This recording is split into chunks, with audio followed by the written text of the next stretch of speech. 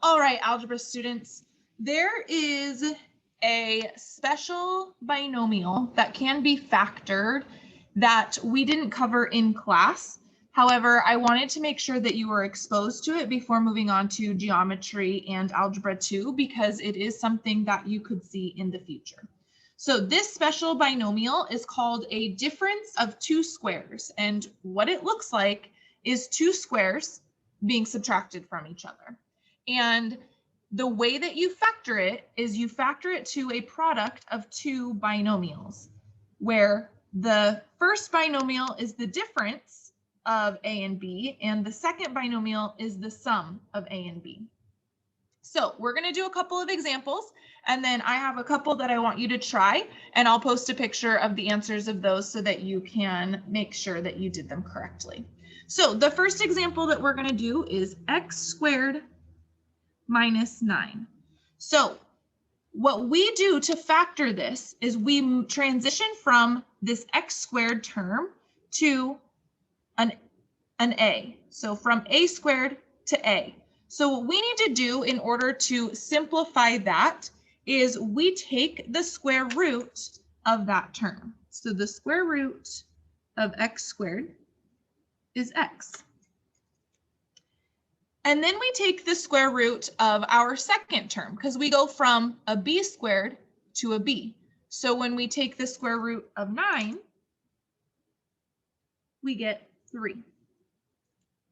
So this transitions to x squared minus 9 to x minus 3 times x plus 3. Now, the order doesn't matter, so if you wrote it as x plus 3 times x minus 3, it's multiplication, so we can multiply in any order. Either is correct, but that is your answer. So let's try another one.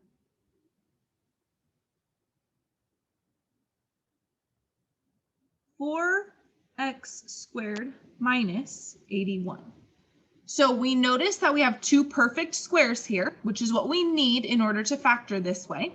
So we're going to take the square root of our a squared term and the square root of our b squared term. And I take the square root of 4x squared, I get 2x. And when I take the square root of 81, I get 9. So I transition from 4x squared minus 81 into the factored form of 2x minus 9 times 2x plus 9. And that is your answer. Okay, now they might get a little bit more difficult, and they may have multiple variables. So 3x cubed y minus 12x y cubed. Now, when I look at this example, I don't see perfect squares. So what I need to look for first is see if there's a greatest common factor that I can pull out of these two terms. So what I'm noticing is that 3 and 12 are both divisible by 3. Both the first and second term have an x in common, and they both have a y in common. So I'm actually going to pull out the GCF 3xy.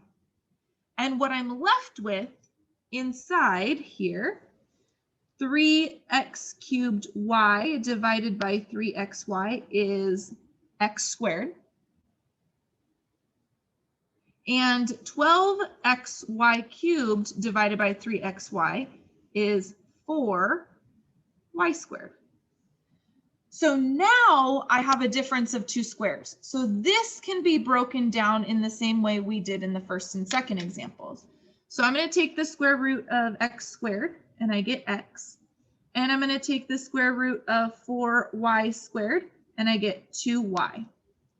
So when I factor down this difference of two squares, I get x minus 2y times x plus 2y.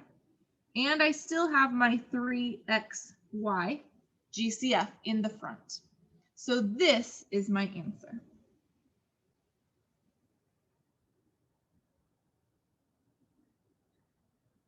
And this is how you factor a special binomial called a difference of two squares. Now, here are 3 examples I want you to try.